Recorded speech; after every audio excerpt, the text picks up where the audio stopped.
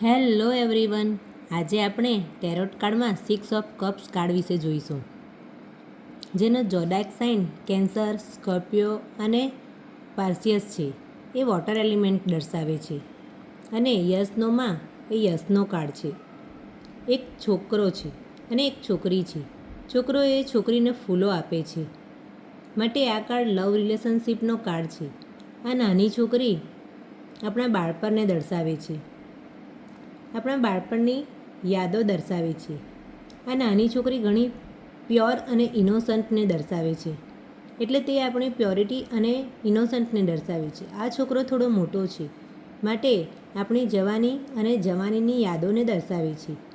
જો થોડા ઉંમરલાયક વ્યક્તિ આપણી પાસે રીડિંગ માટે આવે તો આપણે એવું કહી શકીએ કે તમે તમારી જવાનીની યાદો વિશે વિચારો છો અથવા બાળપણ વિશે વિચારો છો, એટલે ભૂતકાળ વિશે જ વિચારો છો. અહીં એક છોકરો પાછળ ઊભેલો છે, જે સિક્યોરિટી ગાર્ડની જેમ ઊભેલો છે, જે દર્શાવે છે કે આ બંનેને કહે છે કે ચિંતા નહીં કરો, તમે તમારી બાળપણની યાદોને એન્જોય કરો, કેર ફ્રી રહો, ઇનોસન્ટ રહો. કોઈ તમને આવીને નુકસાન નહીં પહોંચાડી શકે. મતલબ તેમની સેફટી અને સલામતીનું ધ્યાન રાખે છે.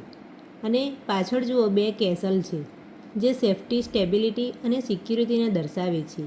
જ્યાં પણ તમને ઘર જોવા મળે ત્યાં સ્ટેબિલિટી અને સિક્યોરિટીને જ દર્શાવવામાં આવે છે. આ જે બધા ફૂલો છે તે હાર્મની અને હેપીનેસને દર્શાવે છે. આ સિમ્બોલના અર્થ જોયા. હવે કાર્ડનો અર્થ એ છે કે તમે તમારા ક્લાયન્ટને જણાવી શકો કે તમે તમારા ભૂતકાળ વિશે વધુ વિચારો છો. તમે તમારી જુવાની અથવા બાળપણ વિશે અને તેની યાદો વિશે વધુ વિચારો છો. તમે ઘણા ઇનોસન્ટ છો, ઘણા કેરફ્રી વ્યક્તિ છો. ભૂતકાળની કોઈ પરિસ્થિતિ તમને ઘણી વધારે અસર કરે છે. તમારા નિર્ણય લેવામાં તમારું ફેમિલી ઘણું સપોર્ટિવ છે, તમારું ફેમિલી ઘણું પ્રોટેક્ટિવ છે. સાથે સાથે તમે તમારા ક્લાયન્ટને જણાવી શકો કે તમે ભૂતકાળની વાતોમાં એટલા બધા સ્ટક થઈ ગયા છો કે વર્તમાનમાં તમે કોઈ નિર્ણય નથી લઈ શકતા. તમે તમારા ક્લાયન્ટને જણાવી શકો છો કે તમે ઘણા ઇમેચ્યોર વર્તન કરો છો, બાળક જેવું વર્તન કરો છો, જેથી તમારા કામ નથી બની શકતા. જો બધા કાર્ડ નેગેટિવ હશે અને આ કાર્ડ આવશે તો કહેવાનું કે જ્યારે તમે નાના હતા ત્યારે તમારી સાથે ચાઇલ્ડ હેરેસમેન્ટ કે કોઈએ અબ્યુઝ કર્યા હોય એવું બની શકે, જેની હજુ અસર થાય છે. આ કાર્ડ જ્યારે આવે ત્યારે તમારે તમારા ક્લાયન્ટને જણાવવાનું કે ભૂતકાળની કોઈ ખરાબ ઘટના હજુ તમારા વર્તમાન જીવન પર અસર કરે છે, જેના લીધે તમે નિર્ણય નથી લઈ શકતા. જ્યારે આ કાર્ડ મની, કેરિયર અને બિઝનેસ માટે આવશે ત્યારે તમે તમારા ક્લાયન્ટને કહી શકો કે તમે તમારા વર્ક પ્લેસ પર ઘણું સારું કરો છો, ક્રિએટિવિટી વેમાં તમે સારું કામ કરી રહ્યા છો. વર્ક પ્લેસમાં પણ તમે સારું કામ કરી રહ્યા છો. વર્ક પ્લેસ પર તમારા સંબંધ બધા સાથે ઘણા સારા રહેશે. તમારે તમારા કરતાં ઓછી ઉંમરના છોકરાઓ સાથે કામ કરવાનું બની શકે. ઇમેચ્યોરિટીને લીધે તમને કામમાં સફળતા નહીં મળી શકે. જે પણ તમે કામ કરો છો તે બાળકો સાથે કરો છો, તેઓ મેચ્યોર નથી, માટે તમને સફળતા નહીં મળે એવું બની શકે.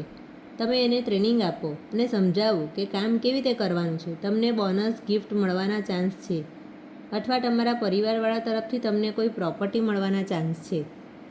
તમે કોઈ પ્રોબ્લેમમાં ફસાયેલા હશે અને આ કાર્ડ આવશે તો આ કાર્ડ તમને ચેરિટી કરવાનું કહે છે.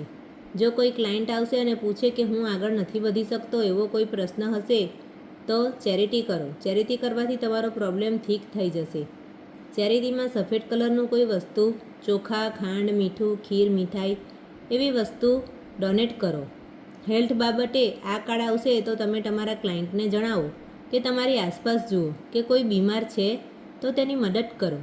એ તમારી પાસે માંગશે નહીં, પરંતુ તમને લાગે કે એને મદદની જરૂર છે તો તેને મદદ કરો. જો તમને કોઈ બીમારી છે અને પૂછે કે ક્યારે ઠીક થશે, તો તમને જે પણ બીમારી હશે તે ભૂતકાળને રિલેટેડ હશે. બાળપણની કોઈ ઇન્જરી અથવા જવાનીની કોઈ ઇન્જરી હોઈ શકે છે. હજુ પણ તમને અંદરો અંદર આ પરેશાન કરી રહી છે, માટે તમે હિલિંગ કરાવો અથવા ઇનર ચાઇલ્ડ હિલિંગ કરાવો. એનાથી તમારું દુઃખ દૂર થશે. આ કાર્ડ પ્રેગ્નન્સી પણ રિનોટ કરે છે અને જોડિયા પણ થવાના ચાન્સ છે. આ કાર્ડ સ્પિરિચ્યુઆલિટીમાં આવશે તો તમે તમારા ક્લાયન્ટને જણાવો કે તમારી જિંદગીને વધારે સ્પિરિચ્યુઅલ નહીં બનાવો, સીધી જ રહેવા દો. એક સાથે 2-3 ચીજ ટ્રાય ન કરો. એક વખતે એક જ ચીજ ટ્રાય કરો. હંમેશા વિચારશો તો હું ઘણું બધું ટેકનિક ફોલો કરીશ એવું નહીં બનશે. એક ટાઈમ પર એક જ ચીજ કરો.